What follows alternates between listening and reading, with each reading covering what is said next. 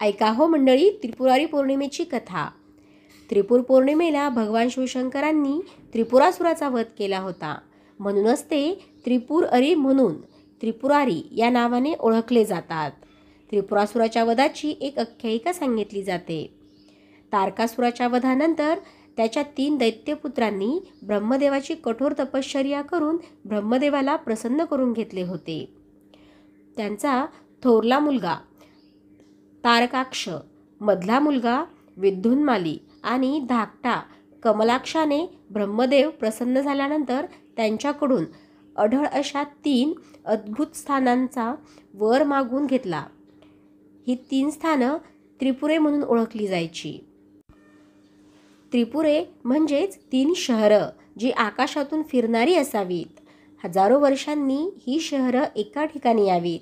त्यावेळी मध्यान्ह समयी अभिजित मुहूर्तावर आणि चंद्रपुष्य नक्षत्रावर असताना आणि आकाशातून पुष्करावती नावाच्या नीलमेघांची छाया पडलेली असताना जर कोणी असंभव स्थानातून एकाच बाणाने 3ही पुरांना बाण मारला तरच ती जळून नष्ट व्हावी, नाहीतर ती कधीही नष्ट होऊ नयेत असा वर त्या 3घांनी ब्रह्मदेवांकडे मागितला होता.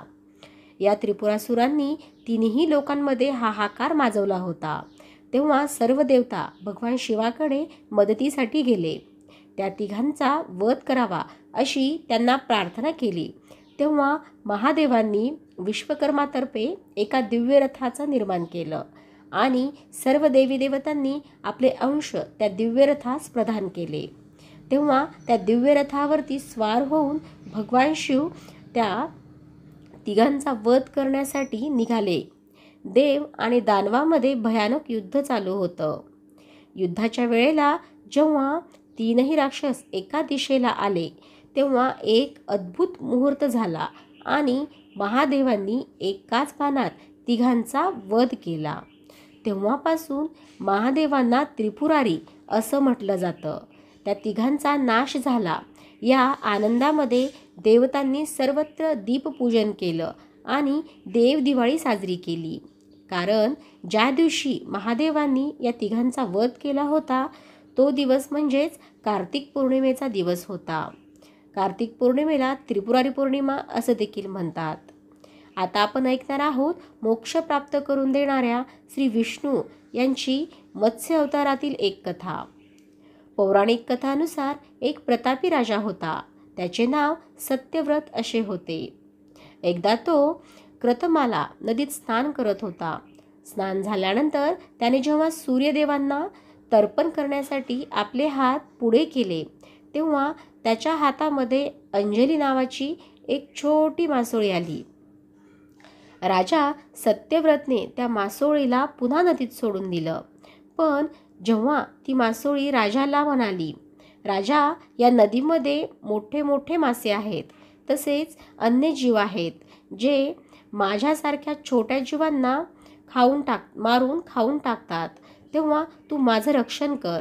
हे ऐकून सत्यव्रत राजाच्या मनामध्ये तिच्याविषयी दया निर्माण झाली. त्यानं त्या मासोळीला आपल्या कमांडलूमध्ये ठेवलं आणि घरी घेऊन गेला. दुसऱ्या दिवशी सकाळी जेव्हा तो उठला तेव्हा त्यानं पाहिलं की त्या मासोळीचे शरीर इतके मोठे झाले होते की त्यामुळे ते कमंडलू तिला लहान पडत होते. तेव्हा मासोळी त्याला म्हणाली, राजा, माझ्यासाठी काही वेगळं स्थान असेल तर शोध, मी ह्यात राहू शकत नाही. तेव्हा राजानं मासोळीला कमंडलूमधून काढून एका पाण्याच्या मोठ्या माठात ठेवलं. पुन्हा दुसऱ्या दिवशी पाहिलं तर त्या मासोळीला तो माठ देखील छोटा पडला. असे करत करत त्या मासोळीचा आकार इतका मोठा वाढत गेला, इतका मोठा प्रचंड झाला की तिला ठेवण्यासाठी तलाव देखील लहान पडू लागला. तेव्हा राजानं त्या मासोळीला समुद्रात सोडलं. पण काय आश्चर्य, तो इतका विशाल समुद्र देखील त्या मासोळीला अगदी लहान पडला होता. तेव्हा राजा सत्यव्रतने मोठ्या विनम्रतेच्या स्वरात विचारलं, आपण कोण आहात जे या विशाल सागरात देखील पुरू शकत नाहीत? तेव्हा विष्णूंनी उत्तर दिले, मी याग्रीव नावाच्या दैत्याच्या वधासाठी आले आहे, ज्याने छळकपटांनी वेदांना चोरले आहे आणि त्यामुळे जगात चारी बाजूंना अज्ञानता आणि अधर्म पसरलेला आहे. मत्स्यरूप धारण केलेले विष्णू म्हणाले, आजपासून बरोबर 7 दिवसांनी पृथ्वीवरती प्रलय येईल आणि तो दिवस खूपच भयानक असेल. संपूर्ण पृथ्वी जलमय होईल. पाण्याशिवाय इथे काहीही राहणार नाही. तेव्हा इथे एक नाव येईल. तेव्हा त्यात तुम्ही सर्व अन्न, औषधी, बियाणे आणि सप्तऋषींना सोबत घेऊन या नावेत चढा. मी तेव्हा तुम्हाला भेटेल. राजाने भगवंताचा आदेश मान्य केला. बरोबर 7 दिवसांनी पृथ्वीवरती प्रलयचक्र सुरू झाले. सर्वत्र पाणीच पाणी झाले. तेव्हा राजा सत्यव्रतला एक नाव दिसली. भगवंताने दिलेल्या आदेशानुसार सत्यव्रतने त्या नावेत सप्तऋषींना सन्मानपूर्वक चढवले आणि सोबतच काही महत्त्वाचे अन्न आणि औषधी घेऊन सत्यव्रत त्या नावेत चढला. समुद्रामध्ये पाण्याचा प्रवाह इतका असून देखील नाव आपोआप चालत होती. चारी बाजूंना पाण्याशिवाय काहीही दिसत नव्हते. त्याच वेळेला राजा सत्यव्रतला मत्स्यरूपातील भगवंत दिसले. साक्षात भगवंतांना समोर पाहून राजा सत्यव्रत आणि सप्तऋषी धन्य झाले. जेव्हा समुद्राचा प्रकोप शांत झाला तेव्हा भगवंतांनी ह्याग्रीवचा वध करून सर्व वेद परत घेतले आणि ब्रह्मदेवाच्या स्वाधीन केले. या प्रकारे भगवान विष्णूंनी मत्स्यरूप धारण करून सर्व वेदांचा उद्धार केला होता. शंभो महादेव श्री विष्णूंकडे येऊन त्यांच्याकडे सगळा कारभार सोपवतात आणि कैलास पर्वतावर तपस्येसाठी निघून जातात. या दिवशी विष्णूंची सहस्त्र नावे घेऊन बेल आणि महादेवांना रुद्र म्हणत तुळशीची पाने अर्पण केली जातात, अशी प्रथा आहे. इतर वेळी आपण शंकराला बेल आणि विष्णूला तुळस असं वाहतो. अनेक घरांमध्ये विधिवत ही पूजा केली जाते. ज्योतिषशास्त्रात चंद्र हा मानाचा कारक ग्रह समजला जातो.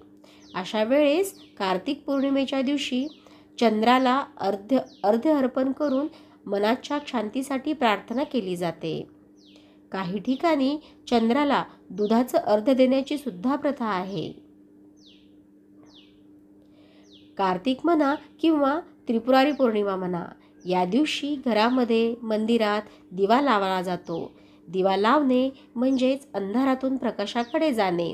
यंदा त्रिपुरारी पौर्णिमेचा दिवस हा दिवा लावताना समाजातील वाईट प्रथा, परंपरा, विचार यांचा अंधार दूर होवो हीच प्रार्थना आहे. कार्तिक पौर्णिमेला मुख्यत्वे करून कार्तिकेय यांचे पूजन केले जाते. कार्तिकेय हे दक्षिण दिशेचे स्वामी आहेत असे मानले जाते. कार्तिक स्वामींचे दर्शन या दिवशी शुभ मानले जाते. या दिवशी दीपदान केले जाते. आपल्यामुळे दुसऱ्यांच्या आयुष्यातील अंधार दूर व्हावा असा याचा उद्देश आहे. तुळशी विवाहाची सांगता त्रिपुरारी पौर्णिमेला होते. कार्तिक पौर्णिमेला दीपदानाला विशेष असे महत्त्व आहे. हे 6 कृतिकांचे प्रिय पुत्र असल्याचे मानण्यात येते. शिवा, संभूती, संतती, प्रीती, अनुसया व क्षमा नावाच्या कृतिकांचे कार्तिक पौर्णिमेस पूजन केल्याने भगवान श्री शंकर व त्यांच्या परिवाराची विशेष अनुकंपा प्राप्त होते. या दिवशी देवी देवतांचे पूजन करून अनावधानाने झालेल्या चुकांबाबत क्षमा याचना करायची असते.